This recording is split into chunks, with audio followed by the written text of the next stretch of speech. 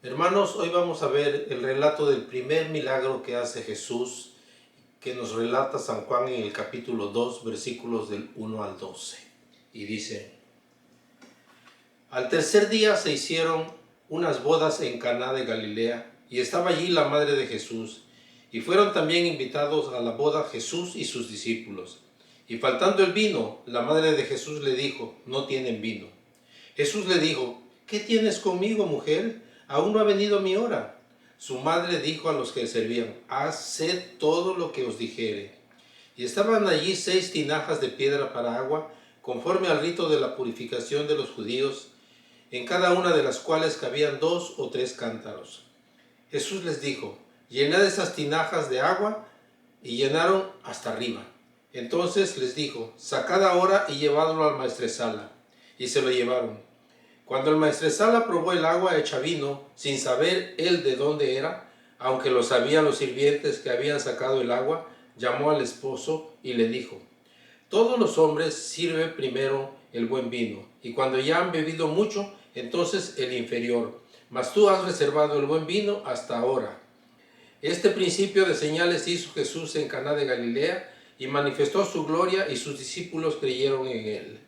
Después de esto descendieron a Capernaum, él, su madre, sus hermanos y sus discípulos, y estuvieron allí no muchos días.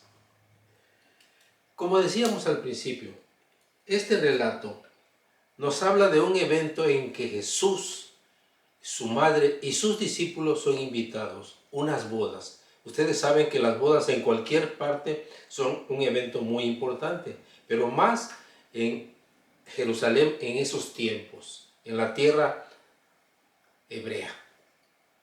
Y entonces van como invitados, pero en medio de la fiesta el vino se acaba.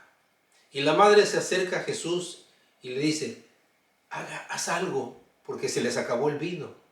Pero Jesús le dice una respuesta: ¿qué tienes conmigo, mujer? Muchos han interpretado esto como una falta de respeto de Jesús hacia su madre.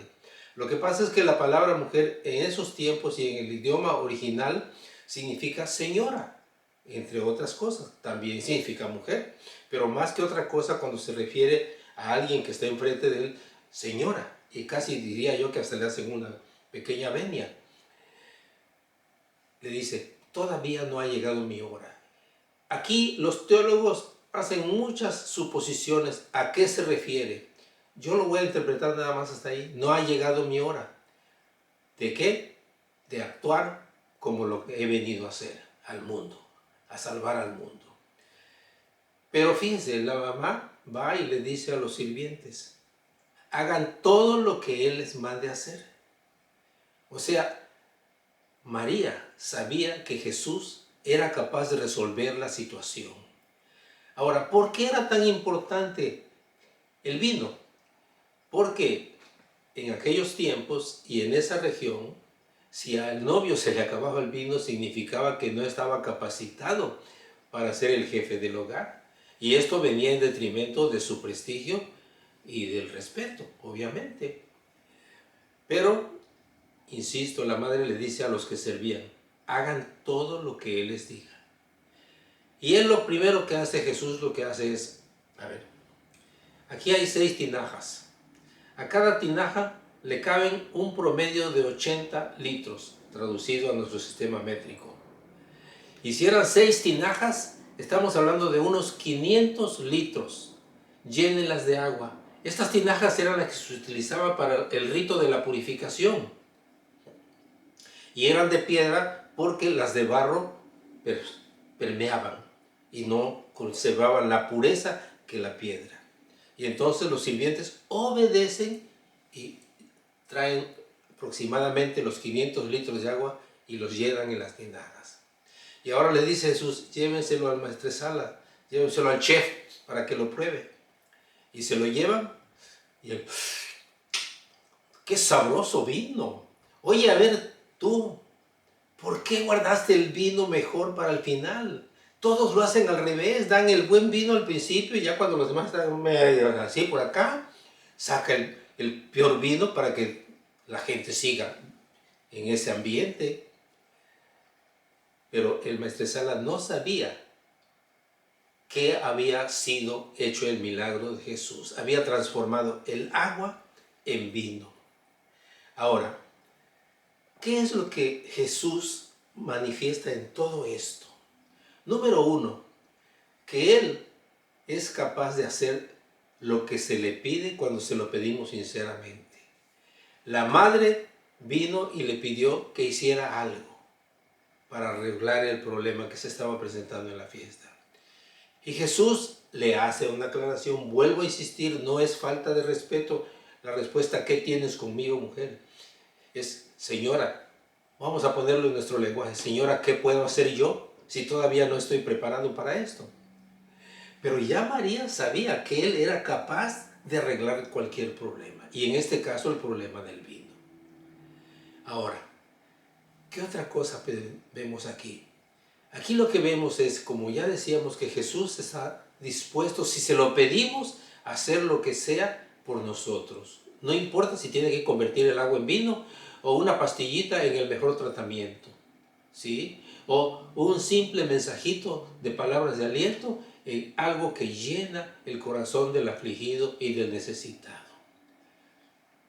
Otra cosa que aprendemos aquí es que Jesús hace todo para la gloria de Dios. No lo hace para quedar el bien. Y el resultado es que sus discípulos, estos 5 discípulos, les voy a decir por qué 5 discípulos. San Juan en el primer capítulo nos relata que había llamado a Andrés, a Pedro, a Felipe, a Natanael. Y aunque Juan no se menciona, es muy posible que Juan haya estado dentro de esos 5 discípulos, porque el relato lo hace como si él hubiese presenciado lo que había pasado. Pero como siempre, Juan la discreción la pone. Él casi nunca se menciona: yo estuve aquí, yo estuve acá. No. Lo más que llega a mencionar en alguna parte del Evangelio es aquel discípulo que salió corriendo y envuelto en una sábana, refiriéndose precisamente a él mismo. Entonces, estos 5 discípulos creen ya en Jesús como alguien, no solamente un maestro, sino como el Mesías que Dios había prometido y que es capaz de realizar cualquier cosa que Él se propone. Ahora, otra cosa que debemos meditar aquí: esto de la falta de vino es un plan de Dios, como diría San Pablo, trazado desde antes de la fundación del mundo.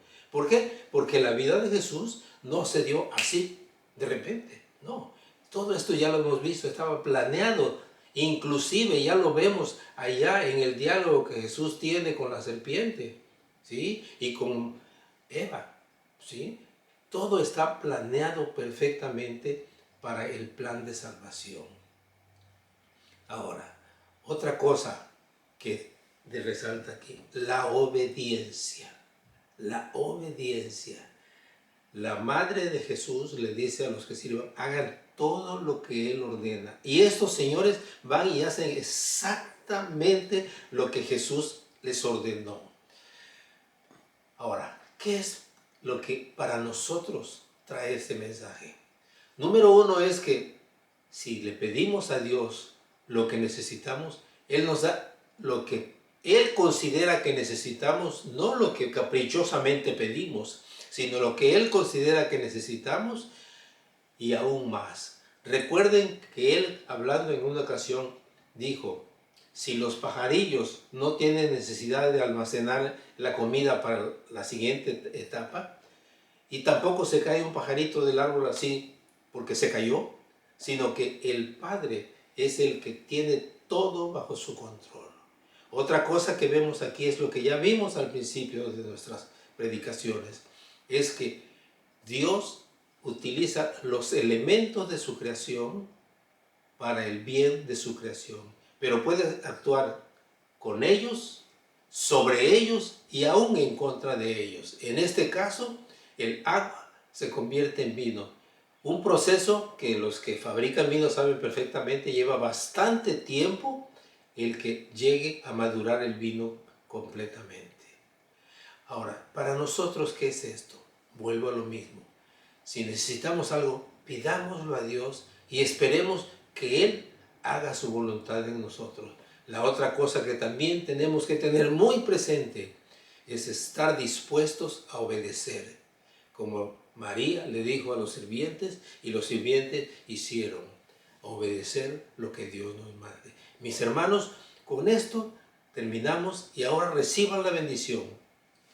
Que el amor de Dios el Padre, la gracia de nuestro Señor Jesucristo y la comunión del Espíritu Santo sean con todos y cada uno de ustedes y con los miembros de su familia donde quiera que se encuentre. Amén.